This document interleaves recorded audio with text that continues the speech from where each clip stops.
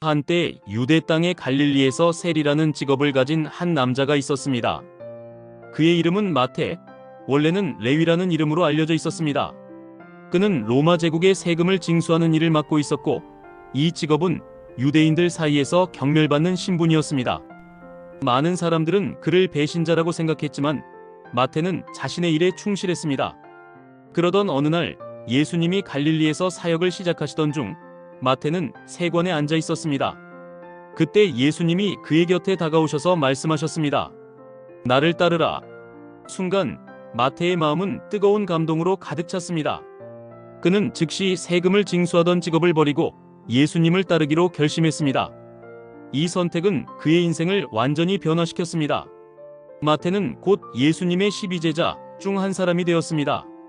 그는 예수님의 사역을 가까이에서 지켜보며 기적과 비유, 그리고 깊은 가르침을 직접 경험했습니다. 마태는 예수님이 행하신 많은 기적을 목격했습니다. 병자들이 치유받고 귀신이 쫓겨나며 심지어 죽은 자가 살아나는 기적을 보았습니다. 이러한 체험은 그에게 큰 영감을 주었고 예수님의 메시지를 더 깊이 이해하게 만들었습니다. 예수님의 생애가 끝나고 부활 후 마태는 복음의 전파에 헌신했습니다. 그는 주로 유대인들에게 예수님의 가르침을 전하였고 그 사역은 에티오피아와 인도까지 이어졌습니다. 그는 자신의 과거와 상관없이 하나님의 사랑을 나누기 위해 힘썼습니다.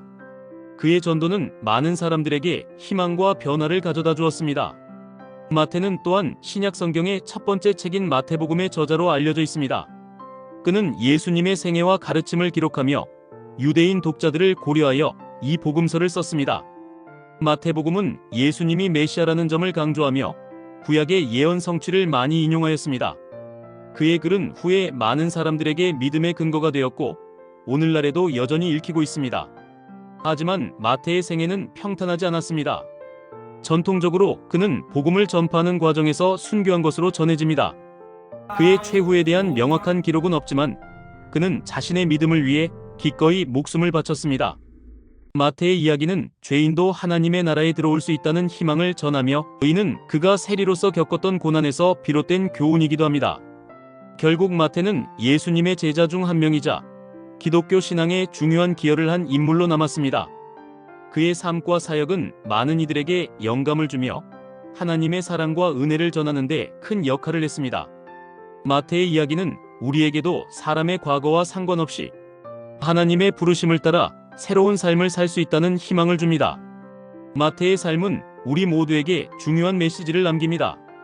그는 한때 경멸받는 세리였지만 예수님의 부르심에 응답함으로써 완전히 새로운 삶을 살았습니다. 그의 복음서와 사역은 예수님에 대한 믿음과 진리를 전하는 강력한 도구가 되었습니다. 마태는 자신의 과거를 묻지 않으시고 사랑과 은혜로 받아주신 예수님의 가르침을 온전히 품고 살았습니다.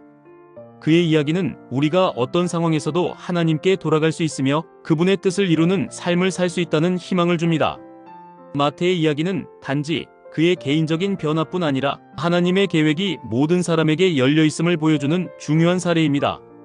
예수님은 세리가 아닌 새로운 사명을 가진 제자로 마태를 부르셨고 마태는 이에 응답해 자신의 삶을 복음 전파에 헌신했습니다.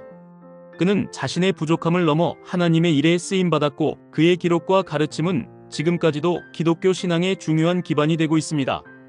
마태를 통해 우리는 하나님께서 누구든 부르시고 사용하신다는 사실을 다시 한번 깨닫게 됩니다.